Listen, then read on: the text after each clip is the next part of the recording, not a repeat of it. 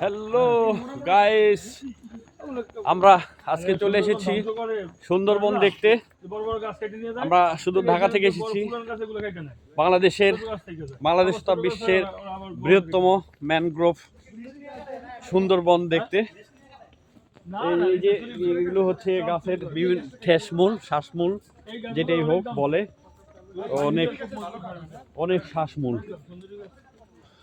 আর গাছ, কত কত সুন্দর গাছ।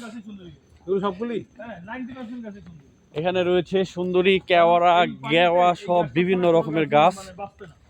আমরা হারবারিয়া স্টেশনে আসছি হারবেরা পয়েন্টটা দেখতে। গহীন অরণ্য, একদম ভয় পাওয়ার মতো একটা পরিবেশ, কারণ আমরা বাঘের পায়ের ছাপ দেখতে পেয়েছি। এই সত্যি সত্যি তো বাঘ। সাউন্ড করা যাবে না দর্শক, সাউন্ড করা যাবে না। আমরা চুপচাপ ঘুরে ঘুরে দেখব। আমরা বাঘ মামার হয়তোবা দেখাও পেয়ে যেতে পারি, হয়তোবা বাঘ মামার দেখাও পেয়ে যাব। আমরা হরিণের পায়ের ছাপ দেখেছি, বাঘের পায়ের ছাপ দেখেছি, মানুষের পায়ের ছাপও দেখেছি। এগুলো জোয়ারের পানি উঠলে ডুবে যায়। কাদা কাদা কাদা হয়ে আছে পরিবেশটা।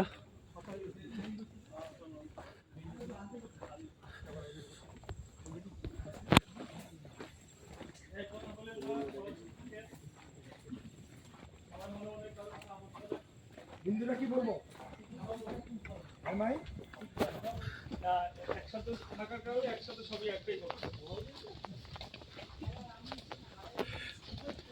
আমরা রয়েছি বিশাল গ্যাং, বিশাল বাহিনী। আমরা ঘুরতে আসছি সুন্দরবন।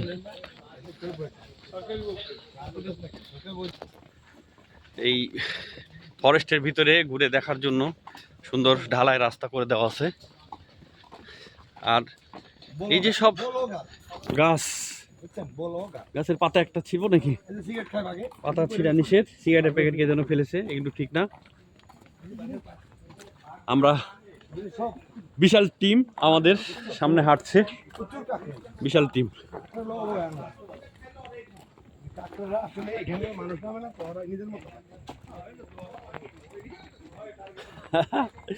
মজা হচ্ছে, অনেক মজা।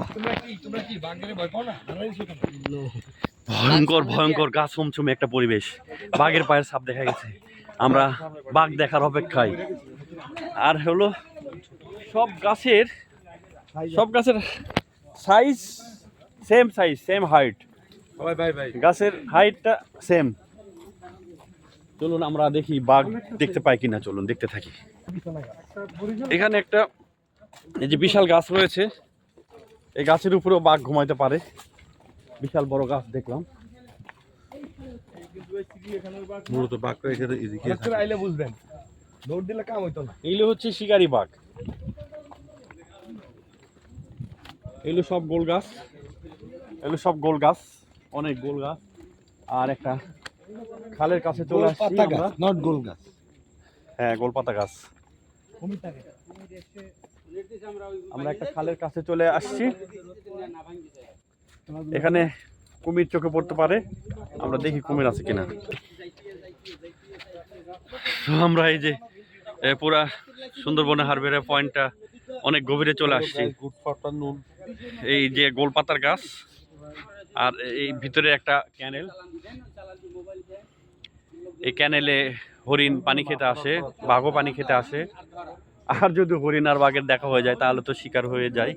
তো আমরা হারবেরা পয়েন্ট থেকে আপাতত এই ভিডিওতে বিদায় নিচ্ছি। অন্য ভিডিওতে আবার দেখা হবে আপনাদের সাথে। সবাই ভালো থাকেন, ধন্যবাদ।